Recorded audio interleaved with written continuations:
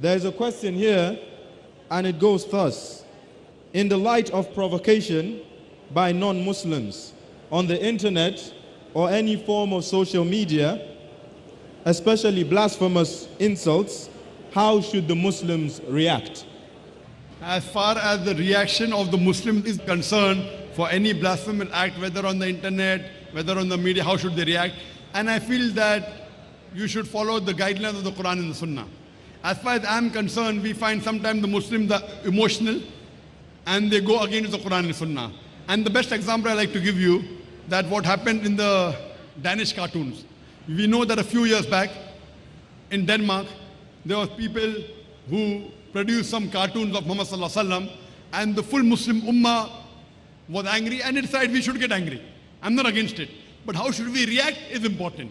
Many of actions that we took, we started burning the cars, we made a protest which was violent, we started abusing, we started burning down properties, we started violence. This is all against the Quran and Sunnah. What I believe, I've given a speech only on this issue, that how should we deal with the issue when someone does blasphemy against the Prophet or against Islam. And I gave that we should follow 6 strategies. And I put the example of the Danish cartoons, that they mention obscene things about the Prophet. How should we react? Number 1 should be, what happens normally, that all the Muslim organization, whatever work they're doing, we get so agitated, we leave everything and we protest. So suppose I'm doing 100-point work, organization B is doing 100-point work, organization C is doing 100-point work. We leave everything and we go to the issue. And instead of 100 points, we are doing 2-point work only. So all our activities stop. What I believe, there should be specialized organization which cater to handle these things. Specialized. So that the other Muslim can support, but they should not stop their work which is promoting peace. So normally when Muslims get so emotional, we stop our positive action and protest.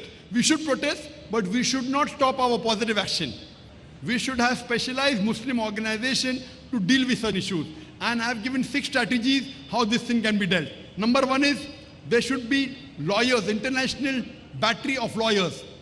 We see to it that they should file a case against these issues in the international court. We should have a battery of international lawyers, the best from different parts of the world, and file a case against whether it be Salman Rushdie, whether it be Taslima Nasreen, whether it be Danish cartoon. File a case in the international court. I know the chances of us winning is less, but when you file a case, even they'll be asked to come there. And once we file a professional case, there are chances we'll win, there are chances we'll not win. But see to it that the person is brought to task. We should have specialized battery of international lawyers. Point number 2, there should be an intellectual reply to it. Strategy number 2, whatever he has said, instead of violent protest, there should be an intellectual reply to it, whatever he has said. There should be an intellectual reply to Salman Rushdie's satanic verses. Intellectual reply to Taslima Nasreen's Lajja. Intellectual reply to the Danish cartoons. Number 3, there should be a political protest. The embassies in that country should protest. For example, if it took place in Denmark, all the Muslim countries which have embassy in Denmark, they should protest officially that we disagree with it, take action against it, whether it works or not. 4th, if possible, if there can be an embargo, if we can ban those products, if it's going to be beneficial, we can ban those products and it may be a loss. For example, Denmark wasn't willing to listen to the Muslims. When all the Gulf countries got together and said, okay, from now onwards, we will not import any goods from Denmark, they went in a loss of $1 billion. Moment they came across the table, we want to talk to you. They had an embargo, we will not import any products from Denmark. Immediately there was a loss of more than $1 billion. They wanted to come and sit across the table. Now they want to listen. Why? So if you know that if there's going to be a banning, an embargo of products, if it's going to be beneficial, do it. If it's not, no. Like in India, if I ban the products of Denmark, it will not be much beneficial because Denmark's products to Muslim Indians is very little. But Denmark to the Muslims in Gulf countries is phenomenal.